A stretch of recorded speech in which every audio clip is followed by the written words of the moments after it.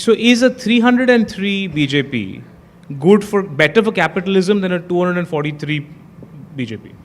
I think that the market has given its answer, which is the fact that, this is great for India. I think that I've been very proud of this election result as well, because it's given the answer to you, which is that there is a risk of also too much excessive government power, like in India.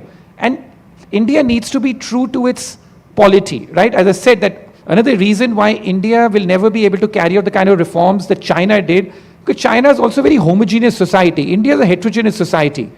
I think that too much government power in India ran the risk of undermining the social fabric of this country.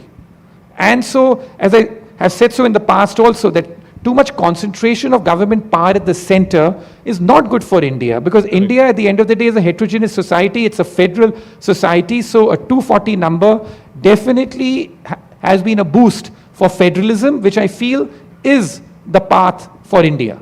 But for capitalism, specifically, for capitalism as well, you say that a good politics is going to help with good capitalism. I'm saying that in terms of having like in India, which is loosely run, rather than run with too much central command and authority, is better for the country's economy as well. Because it's you're too saying much. This in spite of the fact that you have said in the book that India's done well, like on deficit. They've been very responsible on these things that America's done badly on. Specifically India. Yeah. You've called out for being very responsible in terms of government spending, in terms of public debt, in terms of inflation control, in terms of interest rates also being,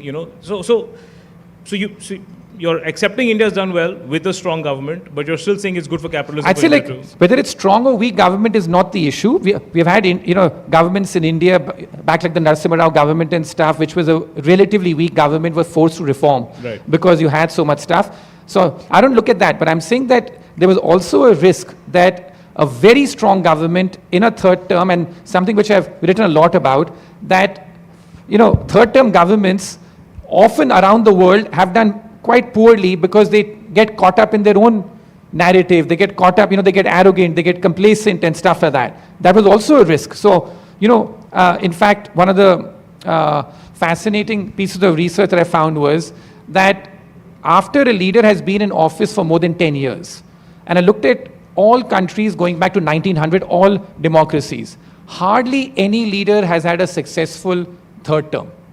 It's very rare. So in terms of this, something about that as well. But I'd say that, and why does that happen? That happens typically because they get very arrogant, complacent. They've got 2 terms, they're out of fresh energy and stuff like that. So we have to take that into account as well, which is that it's not like an extrapolation. In fact, because a government's first, second, third term can be very different. And so the big risk from a global experience was, a longer the government stays in power, the diminishing the returns to performance. Right.